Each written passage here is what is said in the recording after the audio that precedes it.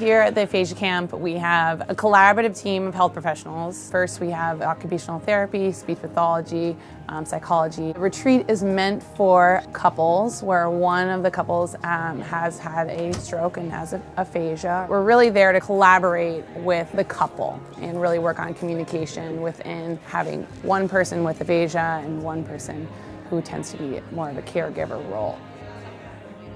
Aphasia is a condition that is caused by some sort of insult to the language center of the brain.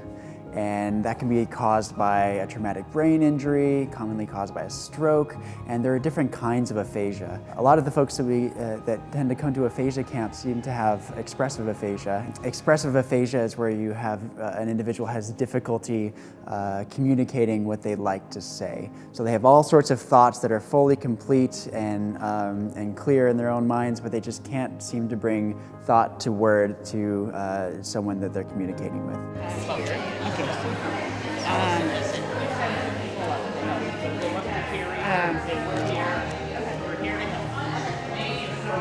And the miss, right there. Corey lives at the other end. Yes.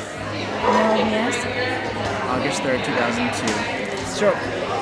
Oh, you've had a stroke for 17 years. And the miss.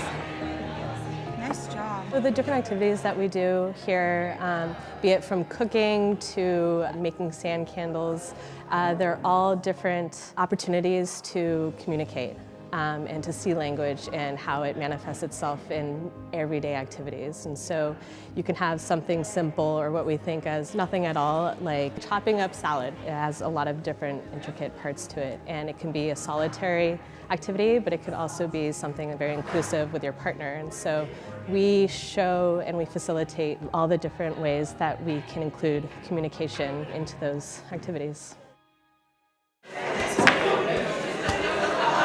You're so good at this!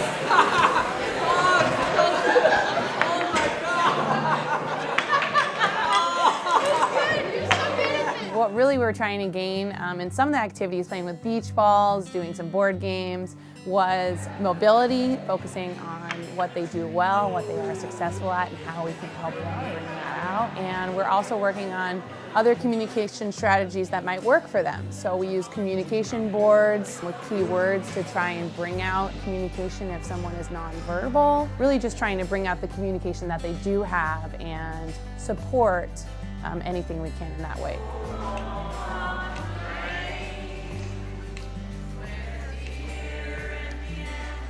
Occupational therapy is often disguised in games and having fun, but there's always a scientific reasoning behind it. We are empowering the individual to make the choice to make the candle, and then the beadwork to pick out the beads and have the beads in specific order. That helps cognitively, it helps with the fine motor movements to put the beads on. So it's disguised as a fun activity, but you're still observing how they're communicating with people, how they're handling their frustration, how they're dealing with the fine objects that they're trying to maneuver, and how they're dealing with their decision making and practicing those skills.